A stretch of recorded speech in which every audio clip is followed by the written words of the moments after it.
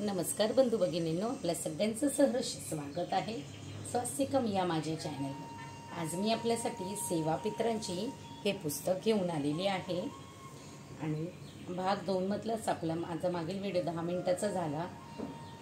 थोडंसं गॅलरी फुल झाल्यामुळे मग परत मी हा कंटिन्यू करत आहे व्हिडिओ। भाग 2च आहे हे। तर चला मग आजच्या व्हिडिओ सुरुवात करूया। श्री गणेशाय नमः, श्री सरस्वतीभ्यो नमः, श्री स्वामी समर्थ। स्वामी, मला हे वाचण्यासाठी माझ्या वाणीवरती सरस्वती देवीचा वास असू दे, जेणेकरून मला हे सेवापित्रांची पुस्तक हे वाचण्यासाठी प्रेरित करा। श्री स्वामी समर्थ, श्री स्वामी समर्थ। जगदंबा आणि जगदंबा।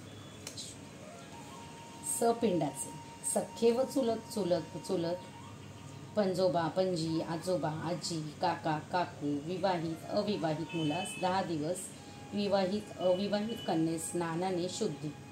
मुलाचे, पुतण्याचे, नातवाचे, पंतवाचे जन्मानंतर 11व्या आणि 12व्या दिवसापर्यंत, मृत झाल्यास 3 दिवस, 12व्या दिवसानंतर 6 महिन्यापर्यंत 3 दिवस, 7व्या महिन्यापासून 3 वर्षापर्यंत 3 दिवस, 3 वर्षानंतर 10 दिवस। चौथं, मुलीचे, पुतणीचे, नातीचे, पंतीचे 10 दिवसानंतर 6 महिनेपर्यंत 1 दिवस, 7 महिने ते 3 वर्षापर्यंत असतील ते तर 3 दिवस, 3 वर्षानंतर विवाहितपर्यंत 3 दिवस, विवाहानंतर 3 दिवस। 5वं, भावाचे, सख्खा, चुलत व त्याच्या पत्नीचे, भावाचे भावास अशौच मुलाप्रमाणे, भावाची विवाहित बहिणीस 3 दिवस, भावाचे अविवाहित बहिणीस अशौच नाही। 6वं, बहिणीचे, विवाहित बहिणीस भावास व विवाहित बहिणीचे भावास 3 दिवस, विवाहित बहिणीचे विवाहित बहिणीस 1 दिवस, विवाहित बहिणीचे विवाहित बहिणीस चुलत अशौच नाही, अविवाहित बहिणीचे भावास कन्येप्रमाणे। 7वं, पती पत्नीचे एकमेकांस 10 दिवस, आई वडील, आजोबा, मातामह, विवाहित नातवास विवाहित नातीस 3 दिवस, अविवाहित नातीस अशौच नाही। आईचे आईला, आजी, मातामही, विवाहित नातवास व विवाहित नातीस 1.5 दिवस, अविवाहित नातवास अविवाहित नातीस अशौच नाही। मुलीच्या मुलाचे नातू किंवा दौहित्र विवाहित असता आईचे आई वडिलांना 3 दिवस आणि अविवाहित असता 1.5 दिवस। मुलीचे मुलाचे आईचे आई वडिलांना अशौच नाही।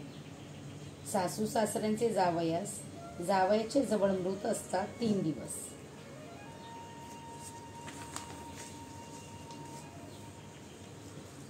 अन्य गृही मृत असता 1.5 दिवस, ग्रामांतरी मृत असता 1 दिवस, पत्नी हयात नसता निवृत्त संबंध 1 दिवस। 13वं, जावयाच्या सासू सासऱ्यांना, जावयाचं जे असतं ते सासू सासऱ्यांना सासऱ्याच्या घरी किंवा जवळ मृत असता 3 दिवस, अन्यत्र मृत असता स्नानाने शुद्धी। बायकोचा भाऊ विवाहित असेल तर 1 दिवस आणि अविवाहित निवृत्त संबंध असेल तर स्नानाने शुद्धी। बायकोची बहीण असेल तर स्नानाने शुद्धी। मावशी असेल तर भाचा किंवा अविवाहित भाचीस 1.5 दिवस, स्वगृही असता 3 दिवस। आत्याचे भाचा व भाचीस 1.5 दिवस, स्वगृही असता 3 दिवस। मामाचे मामीचे विवाहित भाच्यास व विवाहित भाचीस 1.5 दिवस, स्वगृही मृत असता 3 दिवस। भाच्याचे विवाहित असल्यास मामाला व मावशीला 3 दिवस, अविवाहित असल्यास 1.5 दिवस। भाचीचे मामा व मावशी स्नानाने शुद्धी। भावाचे अपत्य असेल तर आत्या स्नानाने शुद्धी। आत्ते, मामे, मावसभाऊ यांचे स्वगृही मृत असता 3 दिवस, अन्य गृही असेल तर 1.5 दिवस। बहिणीस अशौच नाही, केवळ स्नानाने शुद्धी। 23, आत्ते, मामे, मावस बहीण यांचे विवाहित मृत असतात 1 दिवस, अविवाहित असतात स्नानाने शुद्धी। 24, दत्तकाचे, जनक व पालक मातर पितरांना 3 दिवस, सपिंडांना 1 दिवस। 25, गुरुचे, मंत्रोपदेश देणाऱ्या गुरुचे 3 दिवस. टीप: विवाह कार्यात बसविलेले देवक उठेपर्यंत दरम्यान माता पिता विना कोणाचेही अशौच पाळवायचे नसते. 12. 10व्या दिवसाची प्रेतक्रिया. मनुष्य मृत्यू पावतो म्हणजे त्याचा जड देह जातो. मनावर व आत्म्यावर झालेले संस्कार, इच्छा, वासना आत्म्याला तशाच संस्कारात चिकटतात. त्या इच्छा, आकांक्षा, वासना बाजूला करून तो आत्मा मूळ स्वरूपात परमात्माकडे जायचा असतो. त्यासाठी व त्या आत्म्याच्या सद्गतीसाठी मृत्यूनंतर 10व्या दिवशी दशक्रिया नावाचा विधी करतात. या विधीत मृत्यूच्या पहिल्या दिवसापासून 10व्या दिवसापर्यंतचं मंत्राद्वारे तंत्राद्वारे पिंडदान केले जाते. कारण मृत्यूनंतर या आत्म्याचे 10 दिवस प्रेतदेह धारण केलेला असतो. त्याच्या वंशातील व्यक्तीने मनोभावे त्या मृताच्या आत्म्याला शांत संतुष्ट करायचे असते. मृताच्या 10व्या दिवशी क्रिया करणाऱ्याने आपले भाऊबंद, स्वजातीचे पंच, न्हावी यांना घेऊन नदीवर जावे. सोबत पिंडासाठी तांदूळ व छत्री, कणिक, हळद, गुलाल, फुले, गेरू, विडा, गोपीचंदन, गौऱ्या वगैरे जळण्यास लागणारे साहित्य, भात शिजवण्यासाठी भांडे, केळीची पाने, गोमूत्र, शेण, दही, दूध, तूप, गूळ, साखर, 5 उदक, कुंभ, विड्याची 15 पाने असे साहित्य सोबत न्यावे. नदीवर गेल्यावर मृताच्या गोत्रातील पुरुषांनी क्रिया करणाऱ्यासह स्नाने करावीत व सर्व वस्त्रे भिजवून वाळत घालावी. नंतर एक त्रिकोणाकृती ओटा दक्षिणेकडे टोक करून करावा व शेणाने सारवावा. त्यावर हळद कुंकू गुलाल टाकावे. नंतर त्याच्यावर मध्यभागी 1 व 4 दिशांनी 4 असे 5ही उदकुंभक ठेवावे. त्यावर पिंड, छत्री, गव्हाची पोळी, पादुका, पताका ही अस्थिसंचयन श्राद्धाप्रमाणे ठेवावी. नंतर पुढील संकल्प करावा. संकल्प: आपण ज्या गोत्रामध्ये आहे त्या गोत्राच्या नावाच्या प्रेतास शुद्धा तृष्णा निवारणार्थ पिंड व पाण्याने भरलेला मधला उदक कुंभ देतो. प्रेताच्या मित्रास शुद्धा तृषा शमविण्यासाठी पिंड व पाण्याने भरलेला पूर्वेचा उदक कुंभ देतो. वैवस्व यमास दक्षिणेचा उदक कुंभ व पिंड शुद्धा तृष्णा शमविण्यासाठी देतो. वायसास म्हणजे कावळ्यास पश्चिमेचा उदक कुंभ व पिंड शुद्धा तृष्णा निवारणार्थ देतो. प्रेताधिपती रुद्राला शुद्धा तृष्णा निवारणार्थ उत्तरेचा उदक कुंभ व पिंड देतो. नंतर प्रत्येकास तिलोदक देतो म्हणून ते द्यावे. सर्व पूजा तंत्र झाल्यावर त्या देहाचा प्रतिकात्मक एक छोटासा दगड किंवा खडा पूजा करून ठेवतात. पूजापाठ झाल्यानंतर त्या खड्याला पिंडरूपी नैवेद्य ठेवतात. नंतर प्रत्येकास 2 पादुका, 1 छत्र, पताका, पोळी हे सर्व द्यावे. नंतर पश्चिमेकडील पिंडास कावळा शिवेपर्यंत राहावे. कर्मकांड यथासांग झालेले असेल तर त्या मृताच्या आत्म्यास जिवंतपणी त्याच्या पुत्रपौत्रांनी सुख, समाधान व शांती दिलेली असेल, त्या मृत व्यक्तीच्या मनास व शरीरास क्लेश व दुःख दिलेले नसेल, ती व्यक्ती मृत्यू पूर्व काळात समाधानी असेल, त्या मृताचा आत्मा शांत झाला असेल तर जवळ असलेला प्रेतदेह दूर निघून जातो आणि कावळा पिंडास शिवतो.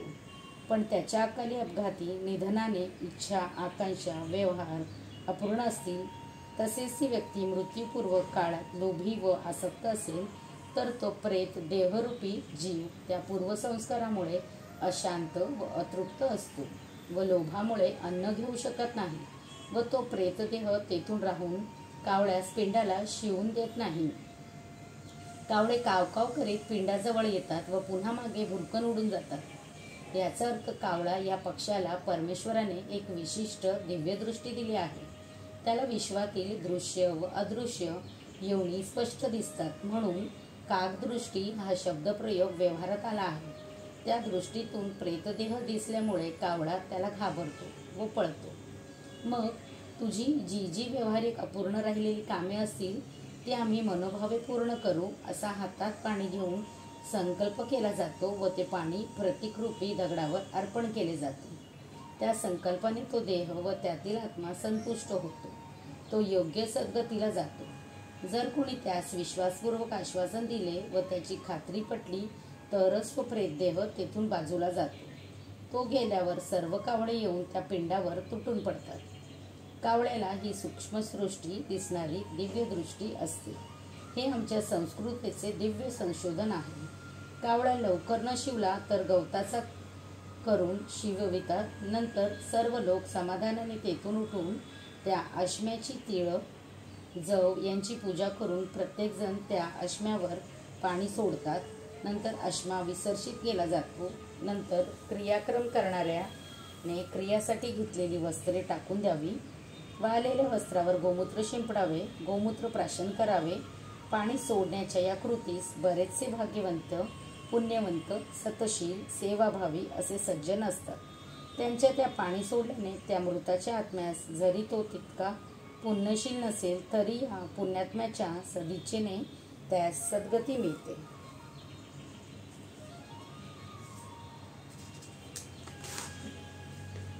13. 11व्या दिवसाची प्रेतक्रिया. 11व्या दिवशी सर्व पिंडांनी सचेल स्नान वस्त्रासहित करून सुतकालयी वस्त्र धुवून काढावे. नंतर आचमन, प्राणायाम व देशकालोच्चार करून पुढील संकल्प करावा. मला आलेले अशोचजन्य अशुचित्व दोष शरीर शुद्धीद्वारा पुढील कर्मे करण्याचा अधिकार यावा म्हणून पंचगव्य प्राशन करतो. असा संकल्प करून पंचगव्य म्हणजेच गोमय, गोमूत्र, दूध, दही, तूप यांचे मिश्रण गायत्री मंत्राने तयार करून त्याचे मंत्राने प्राशन करावे. नंतर धनिष्ठा, पंचक, त्रिपाद नक्षत्रे, त्रिपुष्कर इत्यादी मरणसमयी आली असल्यास त्याबद्दल शांती करावी. नंतर पुढील कर्मे करावी. एकोद्दिष्ट श्राद्ध. मृताला उद्देशून एक पिंडाने जे श्राद्ध करतात त्यास एकोदिष्ट श्राद्ध किंवा महाकोदिष्ट श्राद्ध असे म्हणतात. यजमानाने आचमन, प्राणायाम, देशकालोच्चार करून पुढील संकल्प करावा. गोत्राच्या नावाच्या प्रेताचे प्रेतत्व जाऊन त्यास उत्तम लोक मिळण्यासाठी एकादश आहे अग्नीमध्ये महेक उद्दिष्ट श्राद्ध करीत आहे असा संकल्प करून नवश्राद्धाप्रमाणे दर्भबटू करून त्याचे पूजन करावे व अग्नीपुढे त्रिकोणकृती मंडल तयार करून त्यावर अन्नपात्र ठेवावे. नंतर परिवेशनादी पर्यंत कर्म करून अग्नी घासा एवढ्या 32 आहुत्या द्याव्यात व उर्वरित विधी नवश्राद्धाप्रमाणे करावा. रुद्रगण श्राद्ध.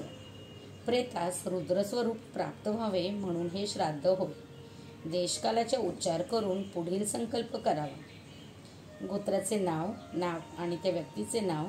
प्रेतास प्रेतत्वापासून मुक्त होऊन उत्तम लोक प्राप्तीसाठी रुद्रगण श्राद्ध करतो असा संकल्प करून अपसव्याने रुद्राच्या पुढील 11 नावाने आमंत्रक तिलोदक द्यावे.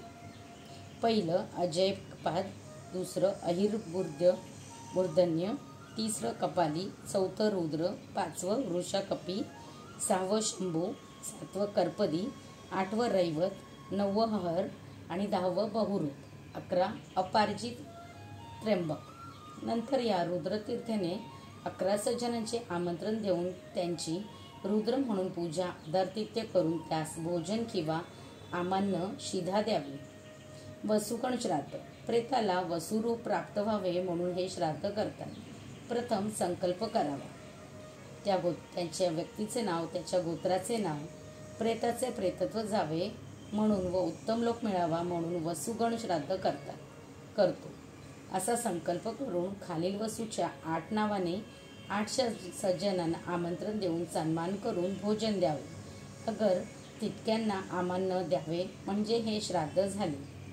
पहिलं ध्रुव, दुसरं अध्वर, तिसरं सोम, चौथं आप, 5वं अनिल, 6वं अनल, 7वं प्रत्युष्य, 8वं प्रभास. 16 मासिक श्राद्धे. ही श्राद्धे वास्तविक नावाप्रमाणे प्रत्येक महिन्यास कराव्यास पाहिजे, परंतु तू केल्याशिवाय सपिंडी श्राद्धाचा अधिकार पोहोचत नाही म्हणून सुतक फिटल्यापर्यंत पण 11व्या किंवा 12व्या दिवशीच करण्याचा प्रघात पडला आहे. त्यात समाजातील 16 सज्जनांना बोलवावे, त्यांचा मानसन्मान आहे. प्रथम देशकालोच्चार करून संकल्प म्हणावा. त्या व्यक्तीचे नाव, त्याच्या गोत्राचे नाव, प्रेताचे प्रेतत्व जाऊन त्यास उत्तम लोक प्राप्तीसाठी तसेच सपिंडा अधिकार 1-2 महिन्यात प्राप्त होण्यासाठी पुढील 15 महिन्यांची मासिक श्राद्ध, त्यांची आमान्ये वगैरे सर्व एकोदिष्ट पद्धतीने करीत आहे.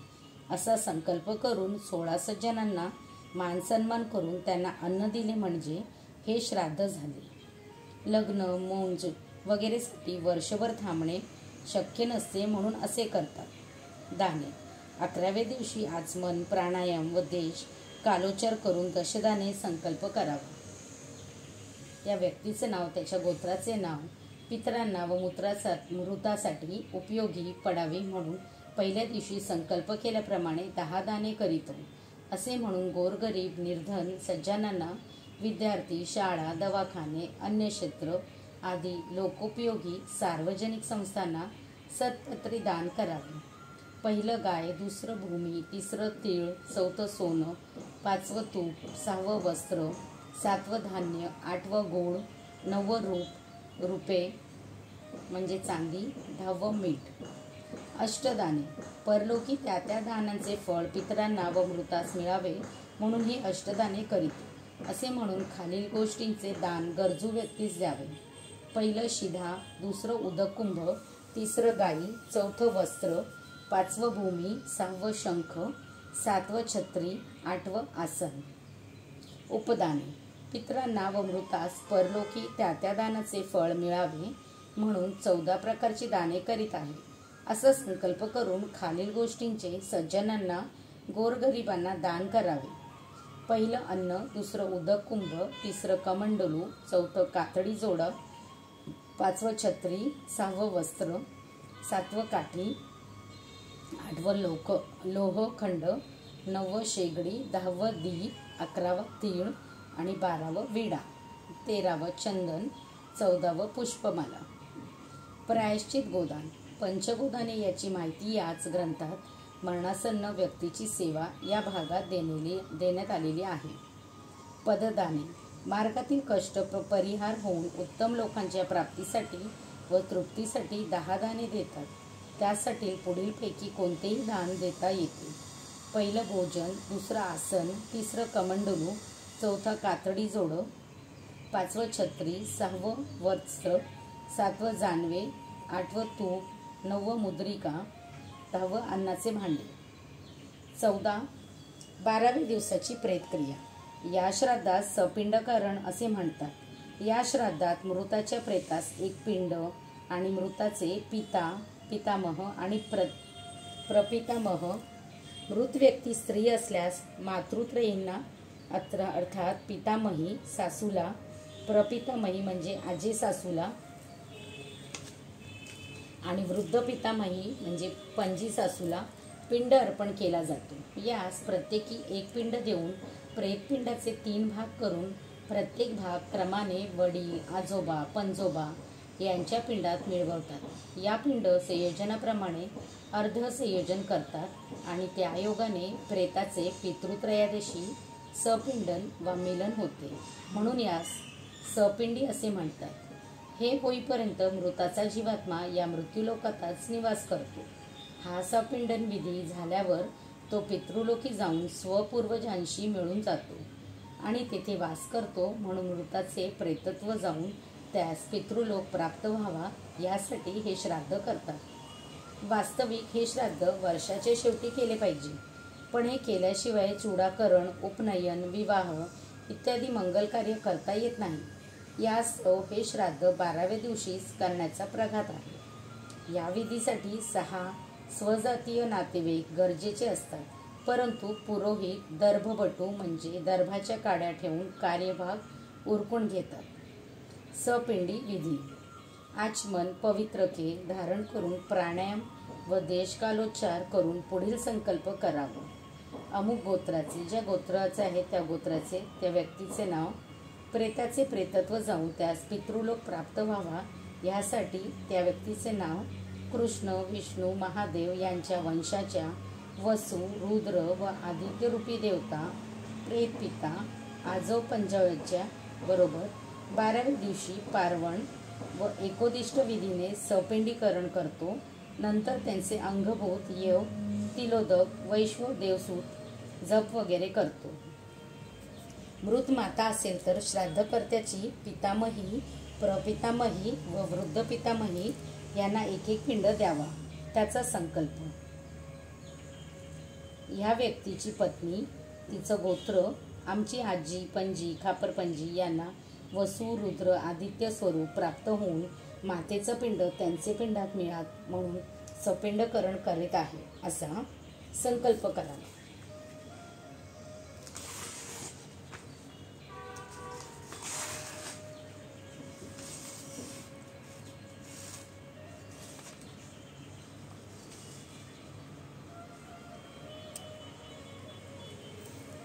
नंतर देवस्थानीय व पितृस्थानीय पुरोहितास दर्भाच्या ठेवलेल्या काड्यास आमंत्रण देऊन आसनावर बसवावे.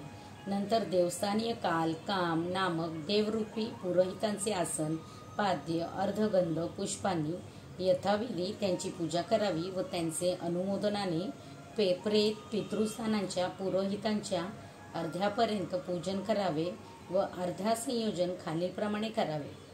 अर्धसंयोजन प्रेतासाठी व एक पितरांसाठी 3 अशी 4 अर्धपात्रे मांडून प्रेतपात्रावर 4 दर्भे ठेवावी व पितृपात्रावर प्रत्येकी 3 दर्भ ठेवावे व उदक घालून त्यात तीळ टाकावे. नंतर पात्रातील एक दर्भ घेऊन प्रेतस्थानाच्या पुरोहिताच्या हाती द्यावा व प्रेतपात्रावर राहिलेले 3 दर्भ पितरांच्या 3 पात्रावर ठेवून प्रेताच्या अर्धपात्रातील थोडे थोडे उदक घेऊन पितरांच्या पात्रामध्ये अनुक्रमाने मिळवावे.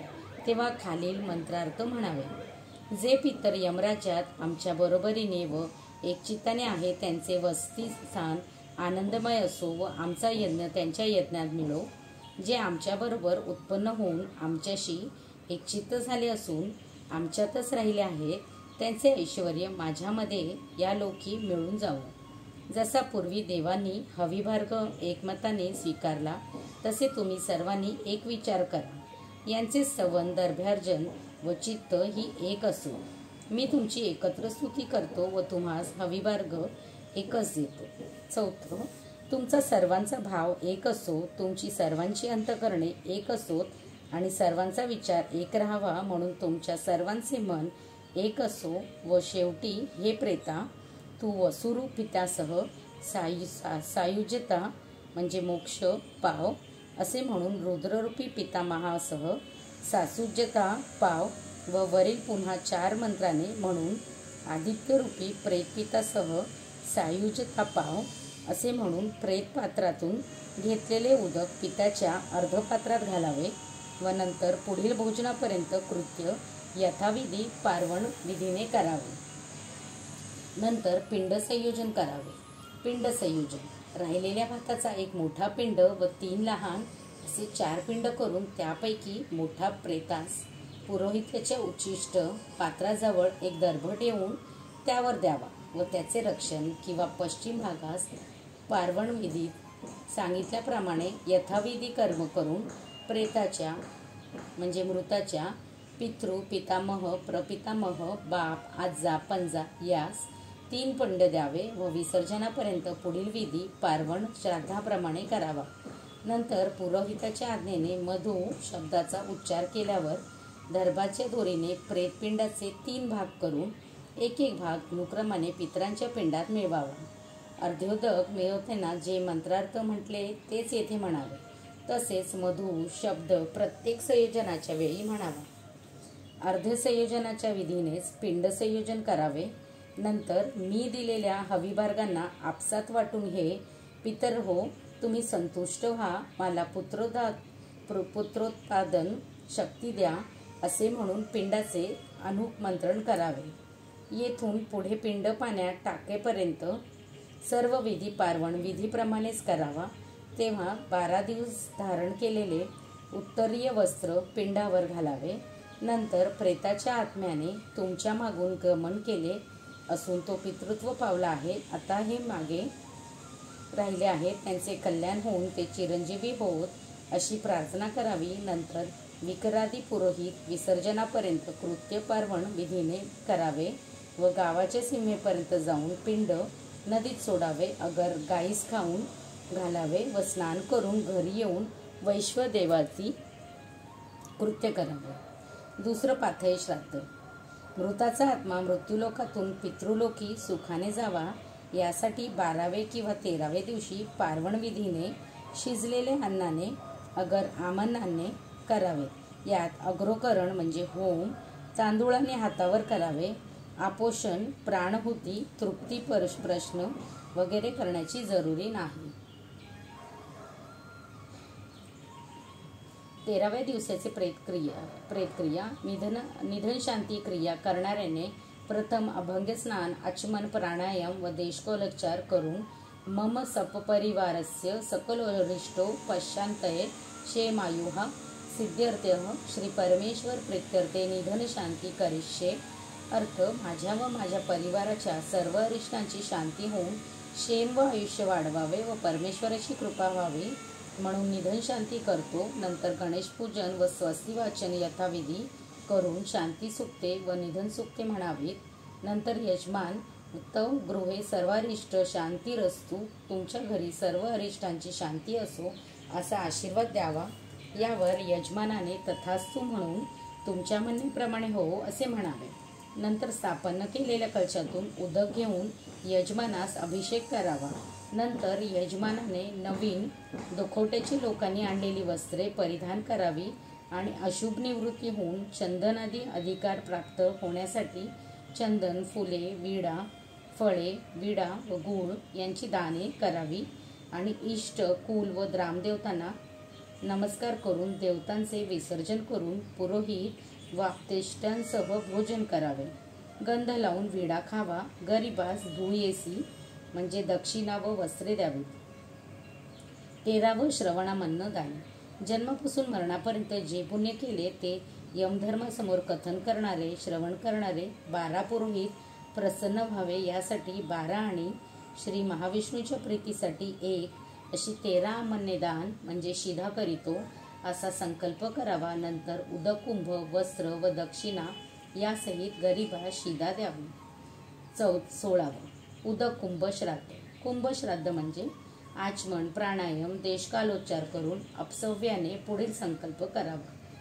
संकल्प: अस्मत पितृपितामह प्रपितामहांना त्या व्यक्तीचं नाव, गोत्रांना त्यांचं गोत्र, शर्मणा नामः, वसु, रुद्र, आदित्य स्वरूपांना उदक कुंभ श्राद्ध करिष्ये असा संकल्प करून पितृत्रयीच्या दिवशी वडील, आजोबा, पणजोबा, पार्वण विधीने देवाशिवाय श्राद्ध करावे व अन्न निवेदनाबरोबर उदक कुंभाचाही उच्चार करावा.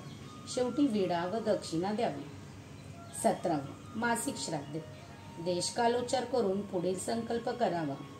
संकल्प: त्या व्यक्तीचे नाव, त्याच्या गोत्राचे नाव, आमचे पिता, आजोबा, पणजोबा यांना वसु, रुद्र, आदित्य रूप प्राप्त व्हावे म्हणून प्रत्येक महिन्याच्या तिथीस ही 15 महिन्याची मासिक श्राद्धे, आमच्या कुलातील विवाह, मुंज, नांदी श्राद्धे आणि शुभकार्यासाठी आजपासून नियमितपणे होम करून पार्वण विधीने सपिंडी करीत आहोत. आजकाल प्रत्येक महिन्याच्या तिथीस अनुसरून 11 मासिक श्राद्धे करतात व 12व्या महिन्यात वर्ष श्राद्ध करतात.